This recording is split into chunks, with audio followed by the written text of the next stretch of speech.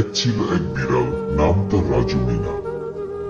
কিন্তু সে সবার কাছে পরিচিত ছিল বড় লোক বিড়াল নামে। কারণ কি জানো? সে সবসময় স্যুট প্যান্ট পরে হাঁটত, চোখে সানগ্লাস আর গলায় সোনার চেইন। রাজু মিনার ছিল নিজের বাড়ি, গাড়ি। সে মাছের ব্যবসা করত, ইলিশ, রুই, কাতলা সবই তার দোকানে পাওয়া যেত।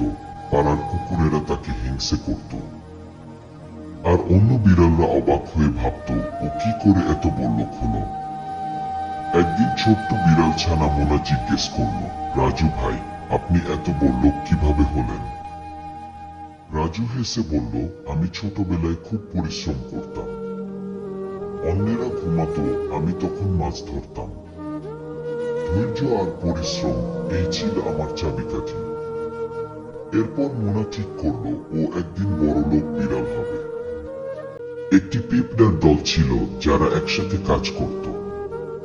তাদের মধ্যেই ছিল পিন্টু নামের একটি দুর্বল পিঁপড়া।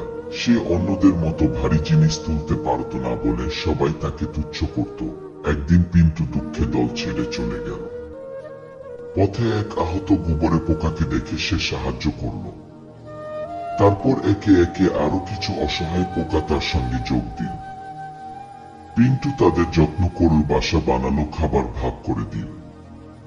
ধীরে ধীরে তারা সবাই মিলে তৈরি করলো একটি নতুন দল, ভালোবাসা আর সম্মান দিয়ে গড়া। একদিন পিন্টুর পুরনো দল এসে দেখল পিন্টুই এখন সবার নেতা। পরে তারা ভুল বুঝতে পারল।